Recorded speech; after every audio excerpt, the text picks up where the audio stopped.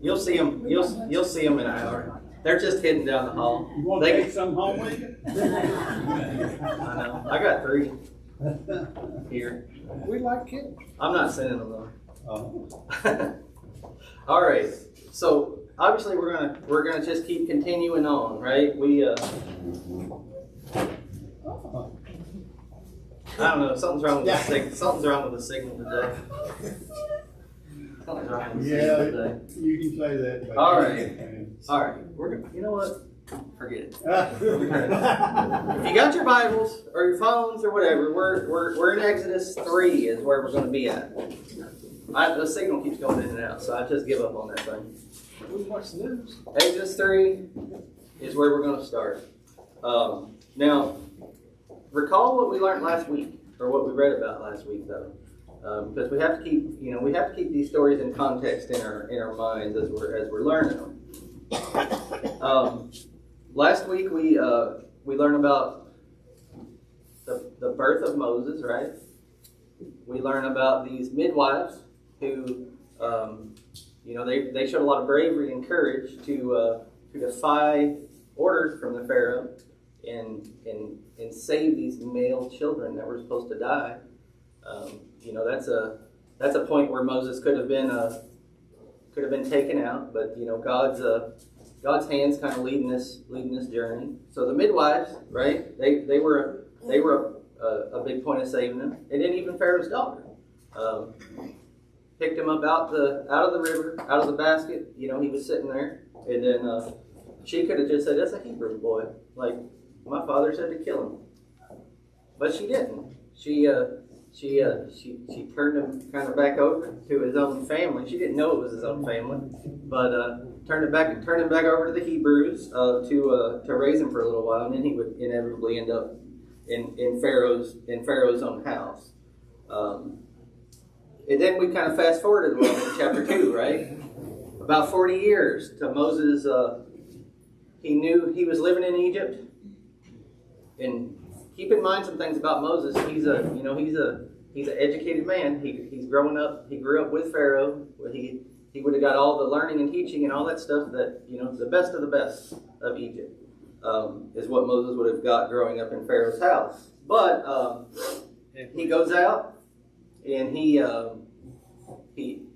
sees what's going on with his own people, and he killed somebody. We read about that last week too. He killed an Egyptian and hit him in the sand.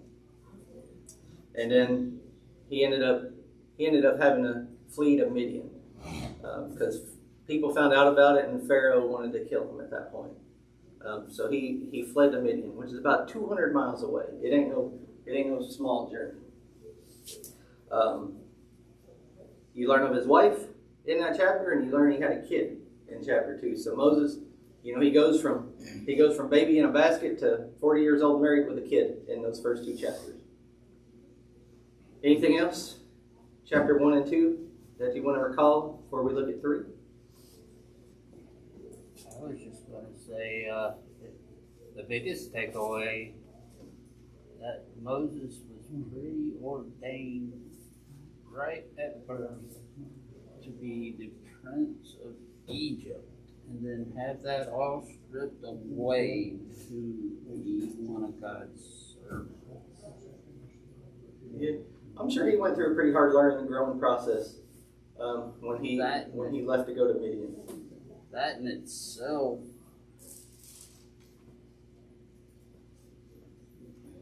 just to have all of it hit you at once is just, how do you comprehend something like that?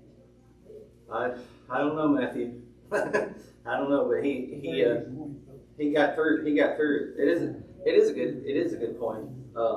I have a map on my computer. I can't show it to you of the journey that Moses would have took over to Midian. Anyhow, chapter 3. Yeah, let's look at chapter 3. We're just going to do some reading and discussion today and keep things pretty simple. Once again, my graphic went away, so we're just going to have to rely on reading and talking about the text. Verse 1. Now Moses was keeping the flock of his father-in-law Jethro, this name's changed, right? Do y'all remember what his name was in chapter 1 and 2? Ruel, yeah. Yeah. Same guy though, so don't confuse the two. Jethro, the priest of Midian, and he led his flock to the west side of the wilderness and came to Horeb, the mountain of God. This mountain that they're talking about is going to be a really important place moving forward. There's a lot of argument back and forth between Bible people about, like, is Horeb and Sinai one mountain, two mountains? Understanding is it's the same mountain, but you Google it, you can get a lot of different viewpoints on it. But this place is going to be a really important place. When you fast forward in Exodus, one of the most important events that's going to happen in Old Testament history occurs at this mountain. The angel of the Lord appeared to him in a flame of fire out of the midst of a bush. He looked, and behold, the bush was burning, yet it wasn't consumed. So, angel of the Lord appeared to Moses. What is that? We did an angel study a year ago or more, but angel of the Lord, what is that? Carries out God's will. Carries out God's will. This is one of those topics too that I don't know if you remember from the study, but scholars will argue this to death. Is it a separate angel? Is it some kind of manifestation of God? I don't know. You tell me. Every time you read about this angel of the Lord, though, it's a very important event, and it seems to be involved with direct communication between a person and God, back and forth. So it doesn't really matter one or the other. When you read over a couple verses, now you see God Himself communicating to Moses. But the text does say angel of the Lord, and that does confuse people sometimes. Moses looked, and behold, a bush was burning, yet it wasn't consumed. This would catch your attention, right? This would catch your attention. If you walk outside and that tree right there is on fire and it's not burning and its leaves ain't falling off or turning to ash, that would be some kind of like miraculous thing that you would want to go check out. So this caught Moses' attention, just like it would catch anybody's attention. So he's going to go look and see what's going on. Verse 3, Moses said, I will turn aside to see this great sight, why the bush is not burned. When the Lord saw that he turned aside to see, God called to him out of the bush. Moses, Moses, he said, here I am. Once again, that would be you go check out this bush that's burning and not going anywhere. Now you hear voices coming out of it and stuff. This would be something that just would be shocking to Moses. Then he said, don't come near. Take your sandals off your feet, for the place where you're standing is holy ground. This one I want to just talk about for a second, because we're still coming across some words that we see in the Bible for the first time, and one of them is right here. With that word that's translated as holy. It's the first time we see this word in the biblical text. Why do you think God had him take off his shoes? He wasn't worthy. Okay, he wasn't worthy. It's just interesting, you're talking about the God, the creator of the universe, right? Like, God made the fabric his sandals are made out of and the dirt that are on the sandals, right? Like, it ain't no thing to God if there's actually shoes on his feet. Like, why did he have to do that? There's a couple of reasons. Humility and reverence. What's that? Humility and reverence. Yeah. Respect. Obedience. Respect, reverence, right? Humility.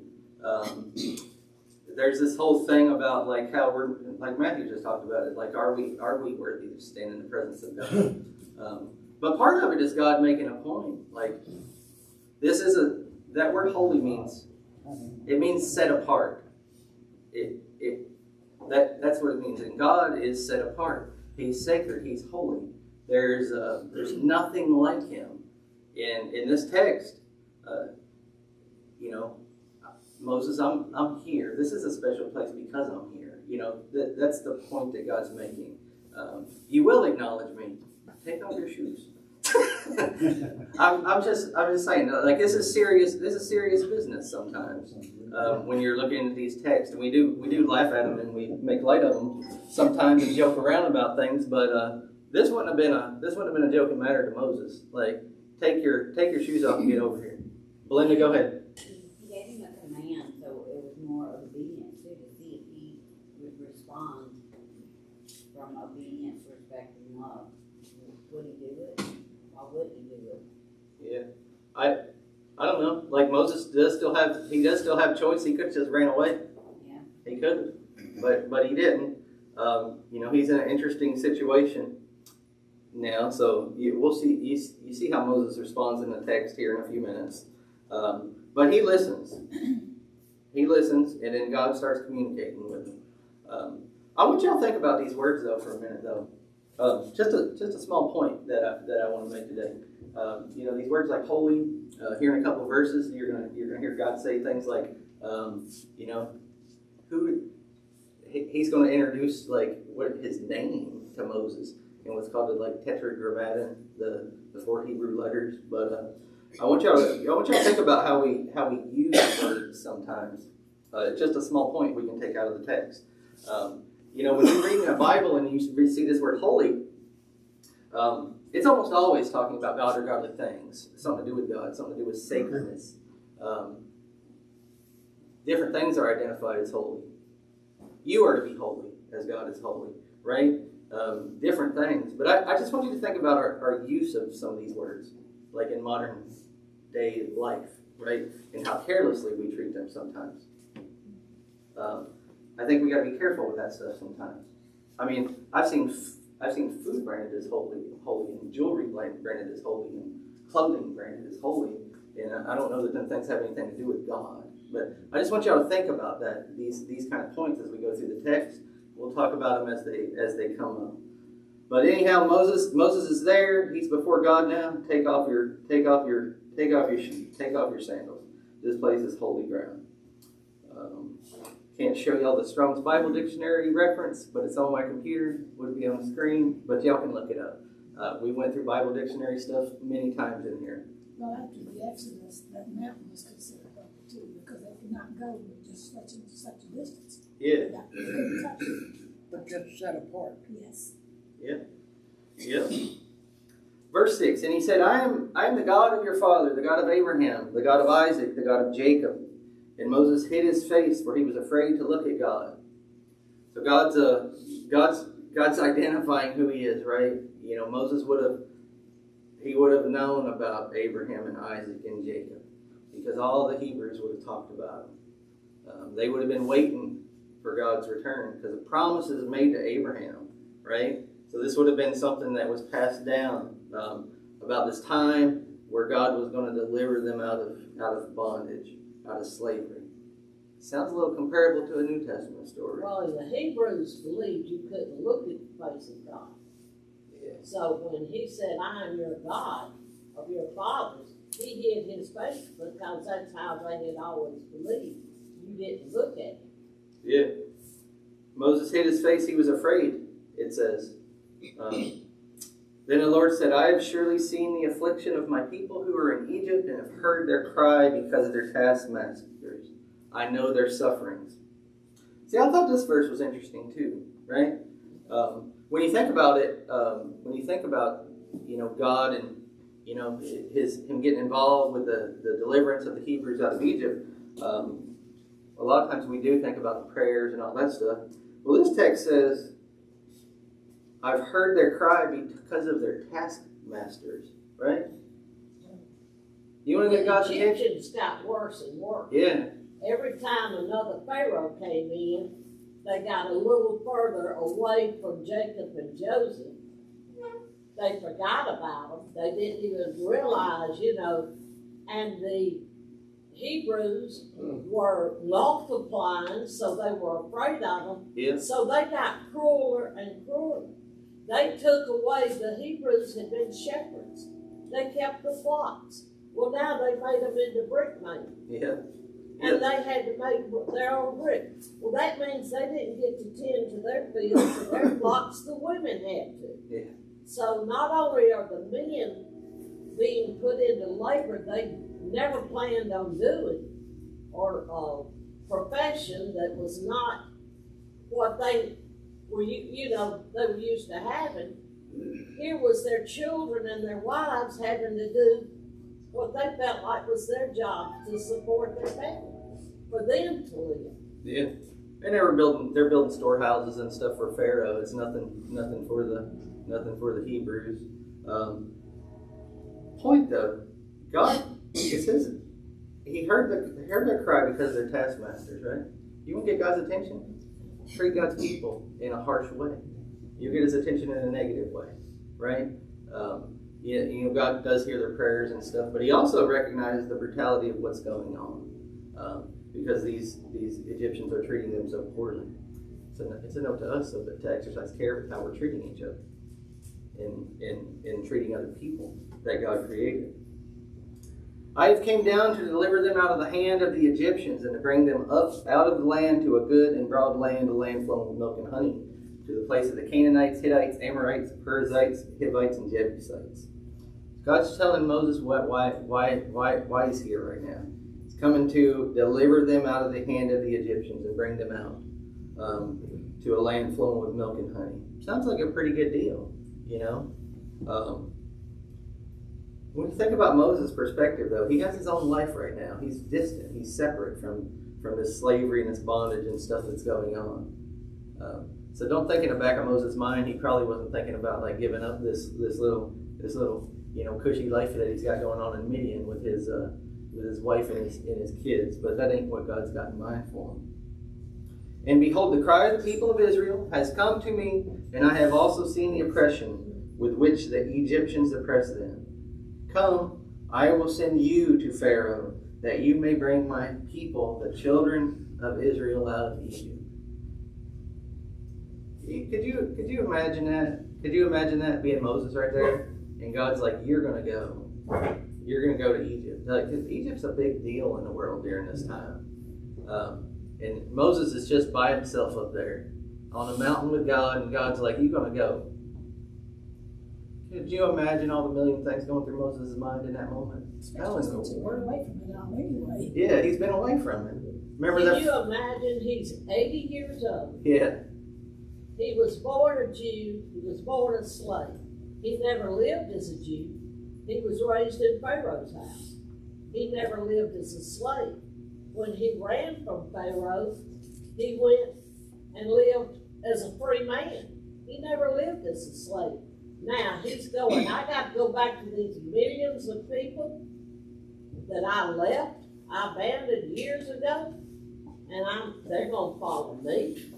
Yeah. And so his life is totally changing now. He's not a shepherd of the sheep anymore. He's got to be a shepherd of millions. Yeah. It just would have been.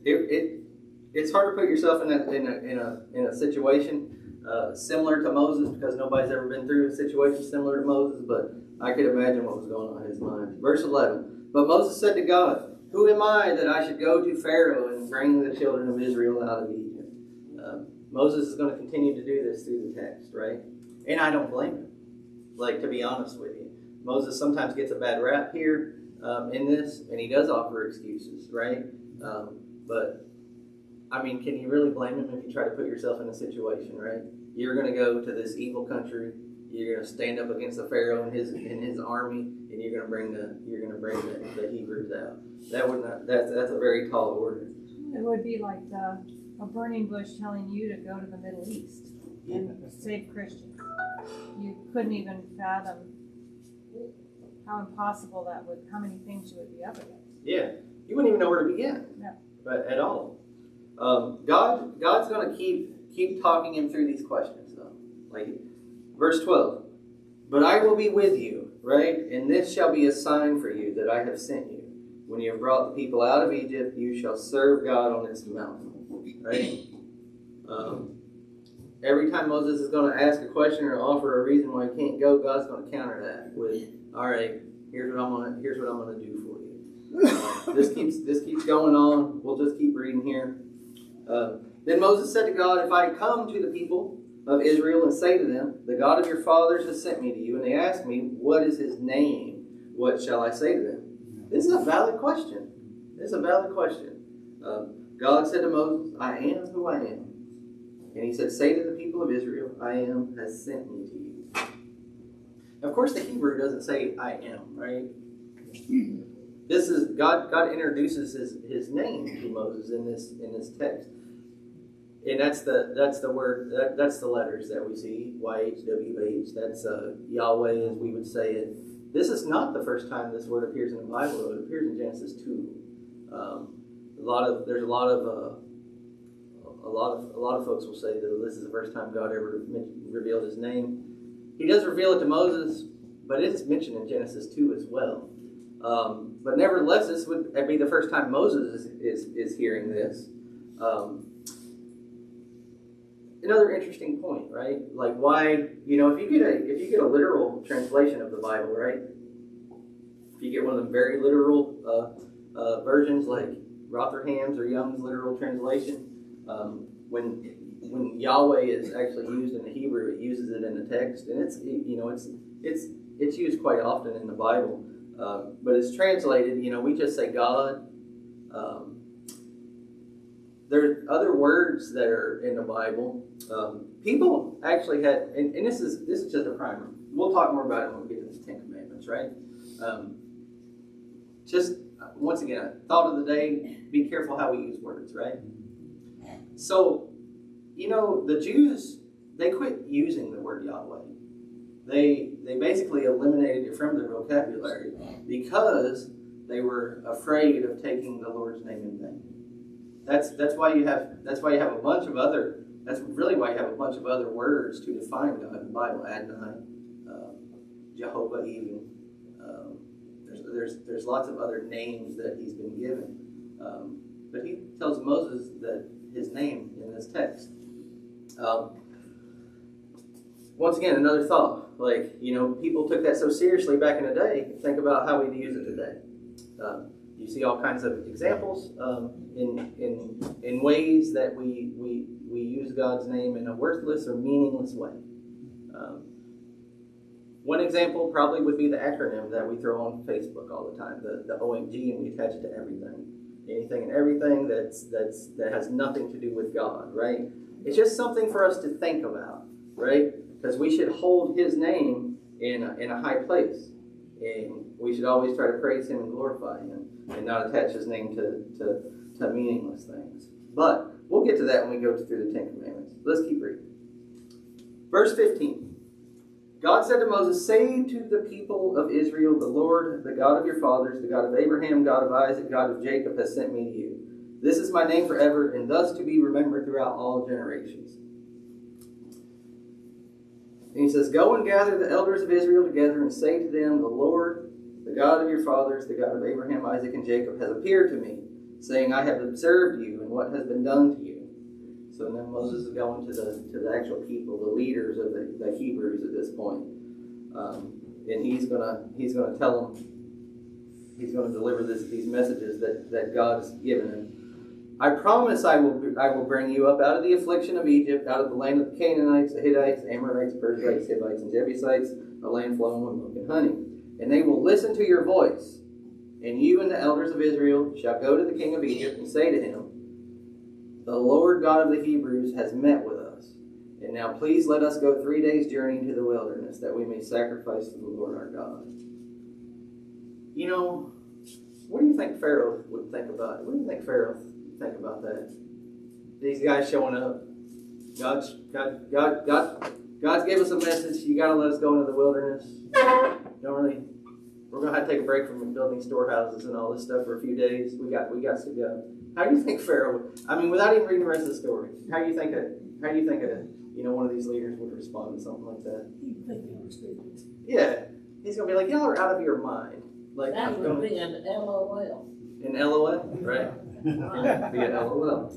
I'd like to think the biggest takeaway here, because while Moses was tasked with freeing his people, granted, the first king at that time was going to kill Moses. His stepbrother, the Egyptians still loved Moses at that point. And the big takeaway here, they didn't want to lose their slaves, nor did they want to lose Moses. So they tried to convince Moses otherwise. Well, I mean, for the Egyptians don't want to lose none of them because it's free labor that they don't have to do themselves. And they also tried to sway Moses to go the other way because he was their brother at one point in time. Well, I mean, we'll see what the text says as we go through it. In this verse, it says, the elders of Israel will listen. So then you and the elders are to go to the king of Egypt. Yeah. Now, is this just the older people or men, or do they have an eldership that rules Well, I mean, leadership?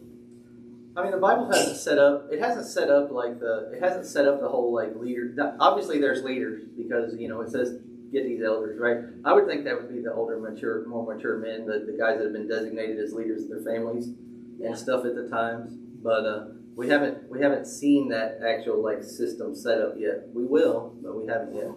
Max, This concordance says elders means the bearded ones. the bearded ones.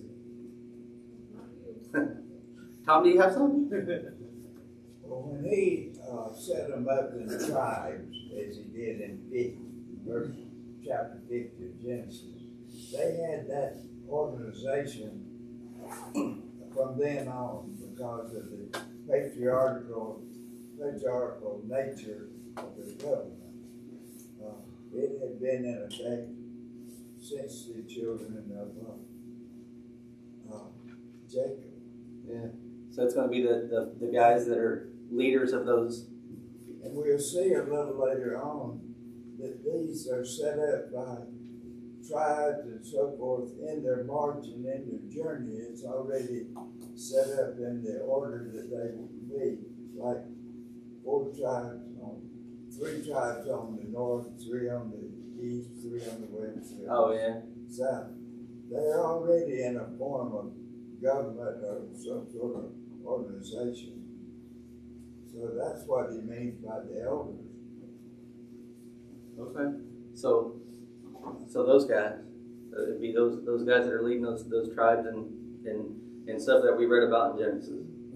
And they're to go to the Pharaoh with him. Yeah. So Moses and a bunch of bearded leaders, right, are going to go to Pharaoh. And just maybe 2 chapters, it will show this organization of the sons of Reuben and Simeon and so forth. Yeah, I know that's sometimes we just got to be a little patient, and let the text kind of bear itself out because it does get there and show us, but we're just not there yet. Verse 19. We're going to get through chapter 3 before we break. But I know the king of Egypt will not let you go unless compelled by a mighty hand. So I will stretch out my hand and strike Egypt with all the wonders that I will do in it. After that he will let you go. And I will give this people favor in the sight of the Egyptians. And when you go, you shall not go empty. But each woman shall ask of her neighbor, and any woman who lives in her house, for silver and gold and jewelry and clothing. And you shall put them on your sons and daughters, so you shall plunder the Egyptians. God's kind of, he's forecasting what's going to happen when they actually do leave Egypt. Then Moses answered, but behold, they will not believe me or listen to my voice, for they will say, the Lord did not appear to you. I think Moses is pretty wise here going through these questions, to be honest with you. People would 100% say that. Nobody appeared to you. We say the same thing, right? If somebody says like, hey, God spoke to me or something, we'll be like, no, he didn't. But so Moses is going into this group of people, and he's going to be like, God appeared to me. The bush didn't burn up. And here's what he said. And these people are going to be like, that didn't happen. Anyhow, I think these are valid questions for Moses. The Lord said to him, what is that in your hand? He said, a staff. And he said, throw it on the ground. So he threw it on the ground, and it became a serpent. and Moses ran from it. Things are getting a little serious now for Moses. His staff just became a serpent. This would have been some pretty amazing stuff. But once again, telling people that, they ain't gonna believe you. Like, you have to show them, and that's what God's given him the ability to be able to do. But if he just goes to them and says, "Hey, I was on the mountain, the bush didn't burn up, God made my stick turn into a serpent," they're gonna be like, "This guy is crazy." But the Lord said to Moses, "Put out your hand and catch it by its tail." So he put out his hand and caught it, and it became a staff in his hand again. So it turns back into the staff. That they may believe that the Lord, the God of their fathers, the God of Abraham, Isaac, and Jacob, has appeared to you. So this is a sign. God has given Moses the ability to do something miraculous, to show these people so they will believe him. And again the Lord said to him, "Put your hand inside your cloak." And he put his hand inside his cloak. When he took it out, behold, the hand was leprous like snow. Then God said, "Put your hand back inside your cloak." So he put his hand back inside his cloak, and when he took it out, behold, it was restored, like the rest of his flesh. So 2 miraculous things here Moses can do to show these people, like, this ain't my message, this is God's message. If they will not believe you, God said, or listen to the first sign, they may believe the latter sign. If they will not believe even these 2 signs, or listen to your voice, you shall take some of the water out of the Nile, pour it on the dry ground, and water that you shall take from the Nile will become like blood on the dry ground. So third sign, right? At this time, he's not saying like turn the river into blood. He's saying take a sample out of the river and pour it on the ground, and we'll turn it to blood and show these people that I'm God and I'm in control of this situation. Verse 10. We're just going to go a couple more verses because I got a point where I want to start off from next week. Verse 10. But Moses said to the Lord, "O my Lord, I am not eloquent either in the past or since you have spoken to your servant, but I am slow of speech and tongue." Then the Lord said to him, "Who has made man's mouth? Who makes him mute or deaf or seeing or blind? Is it not I, the Lord?" It seems like God's taking a more serious approach with him here. Similar to what you see in the end of Job. Who has made man's mouth, right? If God's telling you that you're going to do it, sometimes we just got to say okay and stop with the excuses. "Now therefore go, I will be your mouth and teach you what you shall speak." But he said, "Oh my Lord, please send someone else." So none of this stuff. I guess you can give Moses a little hard time here at this point in a text. Because God is answering everything and Moses still don't want to do it. The anger of the Lord was kindled against Moses. Right? So God gets angry with him. Like I said, things are getting a little more serious. "Is there not Aaron your brother, the Levite? I know he can speak well. Behold, he is coming out to meet you. And when he sees you, he will be glad in his heart. You shall speak to him and put words in his mouth. And I will be with your mouth and with his mouth, and will teach you both what to do." So God's just taking away all the excuses, right? All of them. "He shall speak for you to the people, and he shall be your mouth, and you shall be as a God to him. And you shall take in your hand a staff with which you shall do the signs."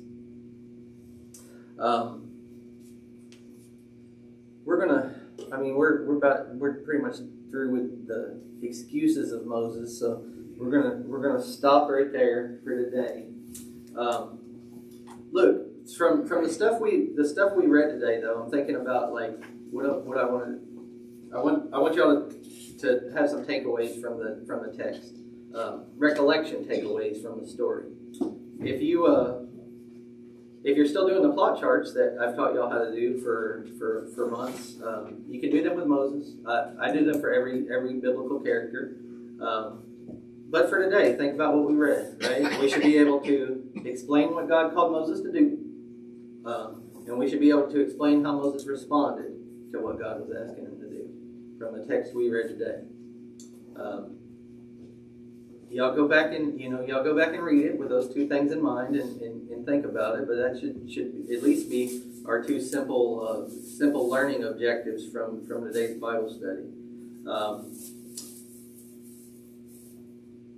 Just a note, a life application note for you.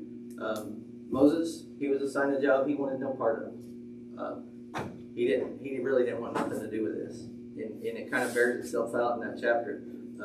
He needed a lot of help and encouragement. He needs encouragement from God.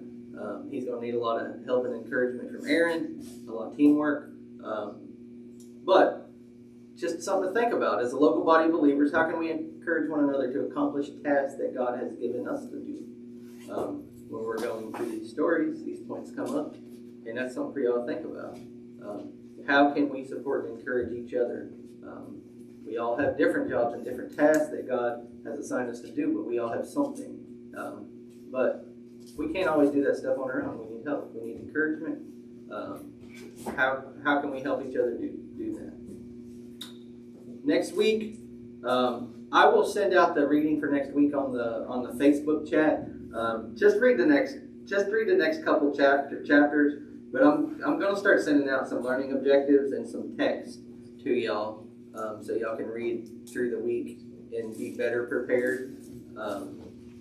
Really, my next teaching block is going to be like pretty much chapters 4 through 10, and it'll take 2 weeks to go through that. But if y'all want to read and be familiar with those chapters, then y'all go ahead and do that. Anything else? Any questions, thoughts? Anything else you want to bring up? Are we going to pick up at 18, or are we going to pick up on? We're going to pick up at verse 18 in chapter 4. And one of the things, look, as you're reading, there's a little note, and there's a little note in something we skip over in chapter 4. Just something to think about, and we can talk about next week. God wanted to kill Moses in a part of this chapter. Think about that. Why did God want to kill Moses? Because it's an interesting little note in the chapter. Tom, you had something before we break. The statement that he said, spoil your neighbors, that's where they got their wealth. They borrowed all kinds of jewels and gold and everything. At this point, they borrowed it, and they took it with them as a nation. So that's where they got their wealth as a nation. Yeah. All right. Any other closing points? All right. Thank y'all. See you in another room shortly.